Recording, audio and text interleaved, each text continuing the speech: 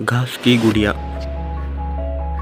एक राजा था, उसके 12 बेटे थे। जब वे बड़े हो गए तब राजा ने उनसे कहा कि तुम्हें अपने अपने लिए एक एक पत्नी ढूंढ कर लानी है, लेकिन वह पत्नी एक ही दिन में सूत काट कर कपड़ा बुने, फिर उससे एक कमीज सिल कर दिखाए, तभी मैं उसे बहू के रूप में स्वीकार करूँगा। इसके बाद राजा ने अपने बेटों को एक एक घोड़ा दिया।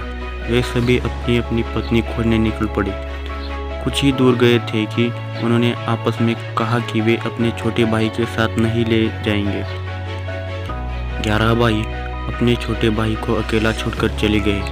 वह रास्ते में सोचने लगा कि वह आगे जाए या लौट जाए। उसका चेहरा उतर गया था। वह घोड़े से उतर कर घास पर बैठ गया और रोने लगा। रोते रोते अचानक चौंक गया। उसके सामने ही घास हिल और सफ़ेद चीज़ उसकी ओर आने लगी। जब वह चीज़ राजकुमार के पास आई तो उसे एक नन्ही सी लड़की दिखाई दी। उसने कहा, मैं छोटी सी गुड़िया हूँ, यह घास पर ही रहती हूँ। तुम यहाँ क्यों आए हो? राजकुमार ने अपने बड़े भाइयों के बारे में बताया। उसने अपने पिता की शर्त के बारे में भी बताया। फिर उसने गुड़िया से पूछा, क्या तुम एक दिन में सूत काट कर कपड़ा बुनकर एक कमीज सिल सकती हो?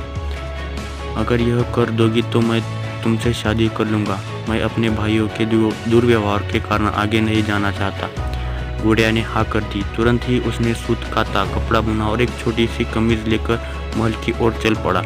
जब वह महल में पहुंचा तो उसे शर्म आ रही थी क्योंकि कमीज बहुत छोटी थी। फिर भी राजा ने उसे विवाह करने की अनुमति दे दी। राजकुमार गुड़िया को लेने चल पड़ा। जब वह घास पर बैठी गुड़िया के पास पहुंचा तो उसने गुड़िया से घोड़े पर बैठने को कहा। गुड़िया ने कहा, मैं तो अपने 2 चूहों के पीछे चांदी की चम्मच बांधकर उसमें बैठकर जाऊंगी। राजकुमार ने उसका कहना मान लिया। राजकुमार घोड़े पर सवार हो गया। गुड़िया चूहों के पीछे बंधी चांदी के चम्मच पर सवार हो गई। राजकुमार सड़क के एक ओर चलने लगा क्योंकि उसे डर था कि कहीं उसके घोड़े का पाँव गुड़िया के ऊपर न पड़ जाए।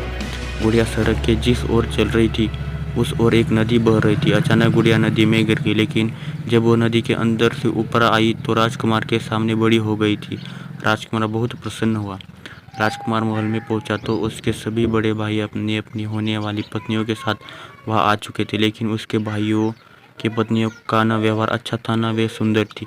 जब उन्होंने अपने भाइयों की सुंदर पत्नी को देखा तो वह भी जल भून गए। राजा को पता चला कि बड़े पुत्र ने छोटे राजकुमार के साथ दुर्व्यवहार किया है, तो उसने बड़े बेटों की खूब निंदा की। फिर छोटे बेटे को गद्दी सौंप दी। छोटे राजकुमार का विवाह गुड़िया के साथ धूमधाम से हुआ। अब छोटा राजकुमार राजा था और गुड़िया रानी दोनों सुख से रहने लगे। चैनल को सब्सक्राइब